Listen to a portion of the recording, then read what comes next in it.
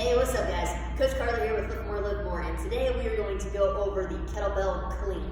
Now guys, first thing is first, I want to make sure you can actually get into a correct rack position before we even begin to talk about the clean. So this is something I see people mess up a lot. So guys, the rack position is going to be right here. Now something I see people mess up a lot is they tilt their wrist back. So if you guys can't see, my wrist is holding the kettlebell like this. So guys, back to the hammer and nail analogy. Now, if my wrist stays stacked, my wrist is stacked over my elbow is in towards my chest, using my body and my core to help support the weight. But if my wrist is cocked back like this, then basically however much that kettlebell weighs is now resting on the cartilage of my wrist, okay? So you never want to be in a rack position with a bent wrist, okay? You always want your knuckles pointing that way or pointing that way, but you want your wrist to be straight the entire time.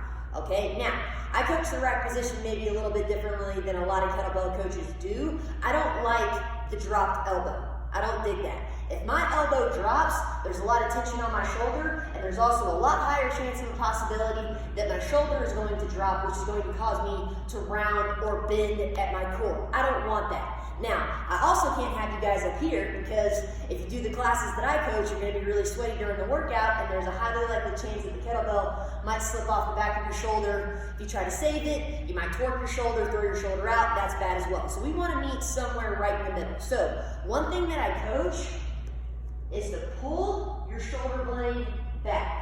Okay? You want to feel a little bit of tension in your lat, which is also helping support the kettlebell, and you want to feel a little bit of tension in the back of your shoulder, kind of in your rhomboid area, okay? Of course, you want to make sure you have a tight core, and if we're doing squats or a carry, something where you have to continue to hold the kettlebell in this position as you're doing something else, I always coach my athletes on just push up just slightly, because if you don't push up at all, as I'm coming down, this kettlebell is going to want to drop and drop, okay? So we don't want elbow high, we don't want the elbow super low, we want it somewhere a little bit more in the middle, okay? But remember, first thing, lock in that wrist, okay? Don't have that wrist bent back, okay? That's just something simple that I see a lot of people mess up, and I hope that helps. Have a great day.